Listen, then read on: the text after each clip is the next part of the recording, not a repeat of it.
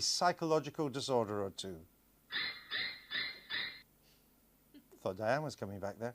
Many a viewer has proffered a psychoanalytical theory of why Michael and Diane sit so close together on the sofa. The reason is I make it shorter every week. She'll be on his knee by Christmas. Many a critic has tendered a Freudian analysis of our Wizard of Westminster music titles. But forget our neuroses. We want to poke around in the minds of you, our beloved viewers. All three of you, including the one who always falls asleep when Diane is talking. Yes, it's a confusing time. You've got Ed Balls and Peter Hain telling you to vote with your heads. You've got Paddy Ashdown telling you to vote with your heart. And you've got the Tories telling you to vote with your hands, feet, mouth, or whatever part of your anatomy can hold a pencil, as long as it's for them. So we asked our favourite psychologist, Dr. Linda Papadopoulos, to put our problems in perspective.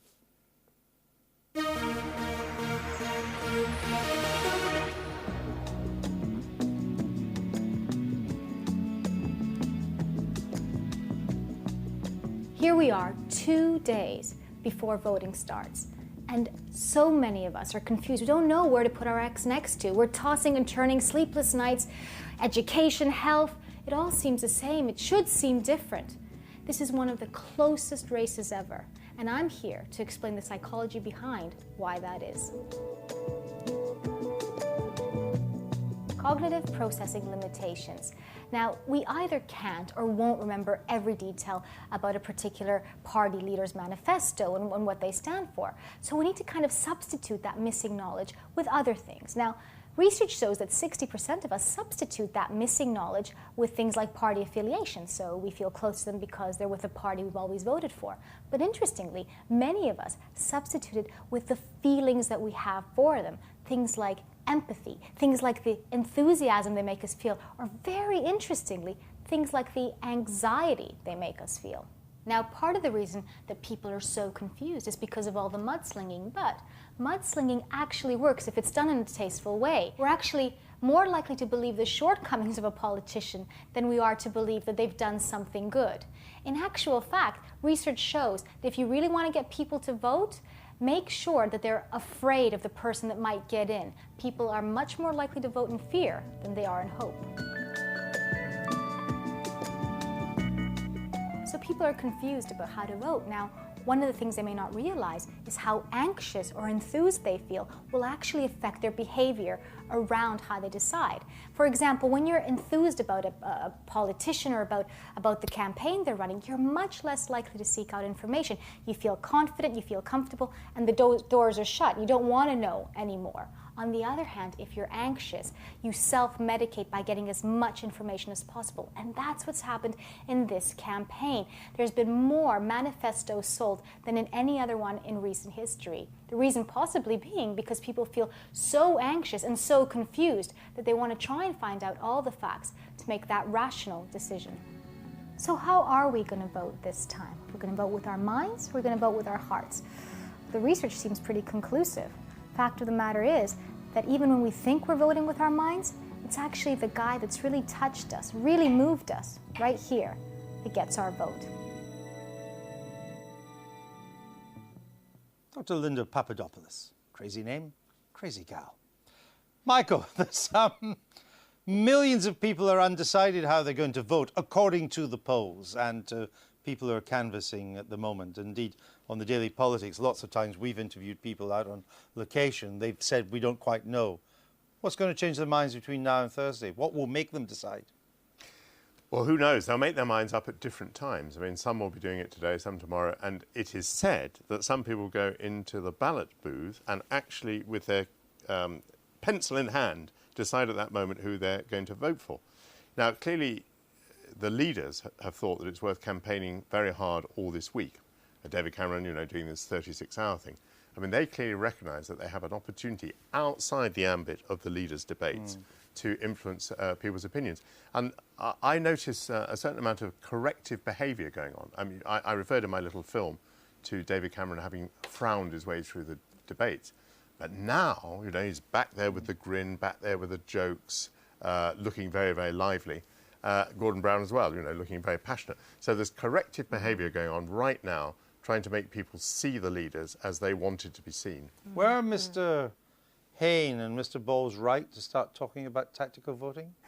I personally don't feel sort of national entreaties really work on the ground. I think that, you know, voters aren't stupid. I think those people who think about these things and aren't as tribal, and often actually Liberal Democrat voters aren't as tribal as, say, Labour and Tory, you know, go through this at every election. They and don't I think, need Mr. Ball No, I to tell I them. don't think they really need it, to be honest. And they will take factors into account. For example, if the sitting MP isn't of their own party, whether they like that person, whether they've worked hard, they will think about the heart and the head issue, and they'll work it out for themselves. They will be looking through the manifestos. And I think I'm right in saying something like a third of Liberal Democrat voters change their position from one election to another. So they are fluid, and more so than, say, the traditional two parties. Do you think this tactical voting is good news for the Liberal Democrats, or should they be wary of it? I think it actually clouds things. I think it sort of muddies their message, and it was interesting Nick Clegg was slightly dissing that message today. But I also think, I mean, I don't know what I've got to go on this, but I'm sure if you ask people in the exit polls, I'm sure there'll be a lot of people who actually won't be able to explain why they voted, how they voted. It'll be such a sort of instinctive thing. I think you're right. A lot of people are going to leave it to the very last minute as they pick up the pencil. And they'll make a decision. And I'm sure if you ask them afterwards, what was it that swung it, they'll say, it wasn't something that it was just a thing that went off in my head. There's another interesting phenomenon that hasn't been commentated a lot, is not just the number of undecideds, Michael. It's the number of people who tell the pollsters, yes, I'm going to vote Tory, or I'm going to vote Labour, or Lib Dem. And then when you do the follow-up question, how certain are you to vote that way? The number who are absolutely certain is the smallest number of any election for which we have records. Yes, and bad luck for the Lib Dems. The number who are uncertain about voting Lib Dem is higher than it is for either of the other two parties. And maybe that's now being followed through a little bit in what appears to be the Lib Dems falling back a bit. Of course, another big factor in this election is postal votes, which are at a record level. Lots of people, therefore, voted before this last stage of the election. And by the way, candidates who go in and see the postal votes on a daily basis, they may have some idea of how they're faring in their own seat. Amanda? And just to confuse things even further, despite all the uncertainty, there was a last-minute rush of people to register to vote, especially among 18 to 25-year-olds. In the last week, there was something like 500,000. And I think if you make it, certainly in America, if you make the effort to register, you're likely to vote. You're likely to vote. And postal voters tend to sort of vote, obviously, in large numbers. I think the other thing is just that there are, again, I think it's really unpredictable, this. And one of the things I said last time I was on the programme was about there are 650 different battles up and down the country. And this whole thing about tactical voting will vary enormously. And that's why doing a general national message I don't actually think necessarily works, because, you know, in some places it is, you know, we're not nice bedfellows with the Liberal Democrats. There are some Liberal Democrats who are more centre-right than centre-left. And then you've got the nationalist parties in Scotland and Wales. Indeed, and there is a completely separate election going on in Scotland at the moment. What do you make of her final remark there, our doctor, when she said in the end, the voting will come down to a sense of empathy, not having analysed the policies or read the manifestos? Is how do you feel about somebody? Yeah, I thought that was much more credible than the idea that manifesto sales had gone up to a high level. Now, it's quite possible that as the polls close on Thursday, the top story will be the turnout. I mean, yes. I'm getting the feeling that the turnout ought to be very high. I mean, this is so exciting. This is so tight. And will it be? What, a high turnout? Well, you say you get the feeling it ought to be, but will it be?